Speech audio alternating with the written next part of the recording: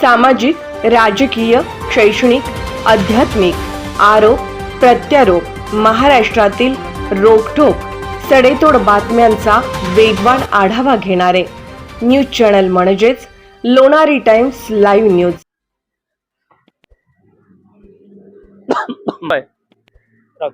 मंडळी नमस्कार, मी विजय दंगेकर आणि आपण पाहतात लोणारी टाइम्स, आवाज महाराष्ट्राचा, महाराष्ट्राच्या जनतेसाठी. आज महाराष्ट्र नव्ह, देश नव्ह, देशाच्या बाहेर जगामध्ये नाशिक येथील तपोवन जे वन आहे, तप आणि वन, तपश्चर्या करण्यासाठी असलेलं वन, तपोवन, ही तपोवनवर जवळजवळ 1500 ते 1800 झाडांच्या वर कुऱ्हाड मारायचं काम राज्य सरकार करत आहे. आणि का करत आहे? येणाऱ्या काळामध्ये ही जागा त्यांना धनदांडग्यांच्या हातात नाहीतर कोणत्या तरी बिल्डरांच्या घशात घालणार, नाहीतर आपल्या मनमर्जीतल्या व्यक्तींच्या नावावर करण्याचं षडयंत्र रचतात काय, असाच प्रश्न पडतो. कारण माझ्या जर ह्या बाजूला बघचाल तर तुम्ही हा रस्ता आहे, 4 पदरी रस्ता आहे आणि हिथंच पलीकडे गेला तरी तपोवन पूल लागतो आणि तिकडून रामाची मोठी मूर्ती जी आहे तपोवन मध्ये ती लागते.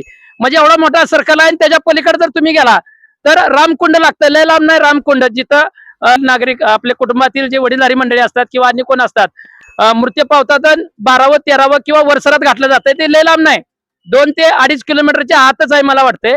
आणि त्याच्याकरता कुठंतरी राज्य सरकारच्या मनामध्ये ही सगळी जागा जी आहे ती बरोबर प्लस पॉइंट वर जागा आहे असं त्यांना वाटलं भविष्यामध्ये, म्हणून त्यांनी झाडं तोडायचं काटकारस्थान रस्तात काय, हा खरा तर प्रश्न या निमित्ताने उपस्थित राहतो. प्रत्येक झाडावर त्यांनी गुनुलेची फुली मारलेली आहे.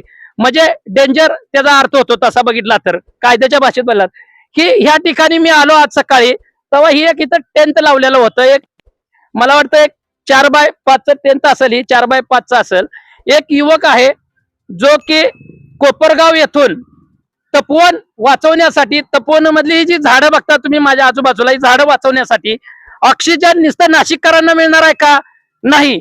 तर ऑक्सिजन हा नाशिकच्या आजूबाजूला असणाऱ्या जिल्ह्याला आणि जिल्हा सोडून परराज्याला सध्या मिळणार आहे. म्हणजे गुजरात असेल, इकडे कर्नाटक असेल, आंध्र प्रदेश असेल, वारं जसं वाहत असतं सपाट्यानं तसं ऑक्सिजन सध्या हितला या तपोवन मधला प्रत्येक राज्यामध्ये जात असतो, म्हणजे देशभर जात असतो.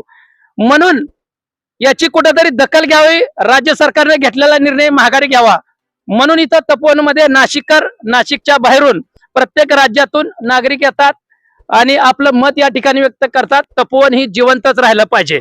राज्य सरकारच्या ध्येय धोरणामुळे तपोवन नष्ट होता कामा नये, अन्यथा याची किंमत येणाऱ्या काळामध्ये प्रत्येकाला चुकवावी लागेल. त्याचं कारण मी तुम्हाला सांगतो, कोरोनाच्या काळामध्ये लाखो रुपये देऊन ऑक्सिजन विकत घेतला पण माणूस जगला नाही, माणूस मेला गेला. हा जो आहे ना झाडाचा ऑक्सिजन, तपोवन असेल किंवा अन्य कुठली झाडं असतील, ही झाडं ऑक्सिजन देत होती म्हणून आपण घरामध्ये दारं खिडक्या लावून बंद खोलीमध्ये आपण ऑक्सिजन घेत होतो, का तर ही झाडं जिवंत होती म्हणून. हे याचं गांभीर्याने राज्य सरकार मधल्या प्रत्येक मंत्रिमंडळाने घ्यावं. मगाशी बोललो कोपरगाव ते तपोवन नाशिक येथे एक युवक आलाय सायकलचा प्रवास करत, आपण त्यांच्याशी बोलूया.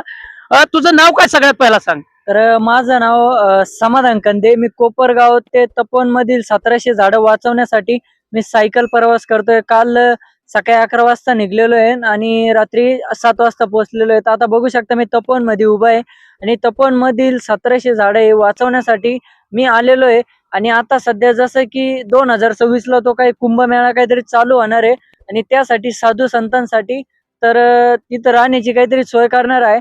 तर माझं म्हणणं असंच आहे सरकारला की तुम्ही हे झाडं न तोडता तर तिथंच जे कुंभमेळा आहे ना तो आम्ही या झाडाच्या ठिकाणीच पूर्णपणे भरू, ही माझी अशी इच्छा आहे. आणि सरकारला एवढं सांगू की झाडं न तोडता तुम्ही इथंच कुंभमेळा डबल भरवा, जो कमी भरतो ना तर डबल भरवा ना, आम्हाला एक आनंद होईल का ह्याच झाडाच्या ठिकाणी कुंभमेळा खूप भरलेला आहे. ठीक आहे, जरा कॅमेरामॅन थोडस जवळ घ्या. बघा इथं लिहिलेलं आहे कोपरगाव ते तपोवन नाशिक सायकल प्रवास. जवळजवळ किती किलोमीटर आहे कोपरगाव ते नाशिक? तर नाशिक ते कोपरगाव 100 किलोमीटर आहे. 100 किलोमीटर आहे. इथं काल आलास, अजून किती दिवस राहणार आहे तिथे? तर आजचा आणि उद्याचे दिवस राहणार आहे. बरं, तुझं इथं टेंट बघितलं, तुझी जेवणाची व्यवस्था वगैरे काय?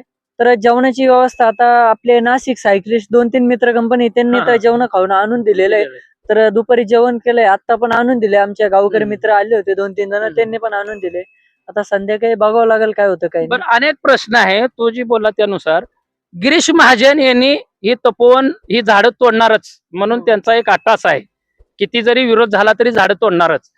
त्यांनी त्याकरता 1500 झाडं, 15,000 झाडं, एक झाडाच्या बदल्यात 10 झाडं असं म्हणून 1500 झाडाच्या बदल्यात 15,000 झाडं विकत घेतल्यात. ती झाडं आता ऑक्सिजन असं देऊ शकतात का अंधस्फोटला लावलं तर? याबद्दल तू काय सांगशील? तर याबद्दल मी एवढं सांगू इच्छितो की जे हे झाडं मोठे झालेले आहेत, तुम्ही नवीन झाडं लावणार, ते कधी उगणार आणि कधी मोठे होणार आणि कधी लोक त्याचं ऑक्सिजन घेणार का मेल्यावर? हा. तर गिरीश महाजन हे आपल्या झाडांना विरोध करताय. तर एवढं सांगू जे आता हे झाड तर मला असं वाटतं वाचलेच पाहिजेत आणि याचा पाठिंबा मला प्रत्येक गावकऱ्यांचा पाहिजे, मला पाठिंबा. ठीक आहे, या ठिकाणी अनेक युवक आहेत. बघूया त्यांनी बोलायचा प्रयत्न करा. नाशिकरच काय? यस इथलं नाशिक. हो नाशिक. काय वाटतंय मग आज मी कोल्हापूर जिल्ह्यातून इथं आलोय. खरं तर तपोवन मी ऐकतो, सायजी शिंदेचं ऐकलंय मी, अनेक लोकांचं बघतोय मीडियावर. काय वाटतंय आज प्रत्येक नाशिकच्या तपोवनसाठी महाराष्ट्रातून, महाराष्ट्राच्या बाहेर नागरिक येतात. एक नाशिककर म्हणून तुम्हाला काय वाटतंय याबद्दल? हे 100% चुकीचं आहे, कारण की झाडं तोडणं हे पर्याय नाहीये. त्याच्यामध्ये तुम्ही ऑप्शनली काहीतरी घेऊ शकता, ते कुठेतरी जागा उपलब्ध करून देऊ शकता त्यांना. त्याच्या व्यतिरिक्त जे आहेत झाडं हे खूप मोठी आपली संपत्ती आहे, ती तोडणं म्हणजे आपलाच लॉस आहे त्यामध्ये. तेवढं तुम्ही हे करा, म्हणजे मी सरकारला तेवढं सांगेल की झाडं तोडू नका, कारण की त्याच्यातनं नुकसान भरपूर आहे. भरपूर आहे. नमस्ते. नमस्ते, काय नाव तुमचं? अभिजित शहाणे. बरं. काय वाटतंय मग आज सगळी एवढी झाडं, प्रत्येक झाडावर बघितलं तर फुली मारलेले, फुली म्हणजे डेंजर, आणि राज्य सरकार कुठंतरी भविष्यामध्ये ही जागा कुणाच्या तरी घशात घालायचा प्रयत्न करते असं वाटतंय का नाशिककर म्हणून?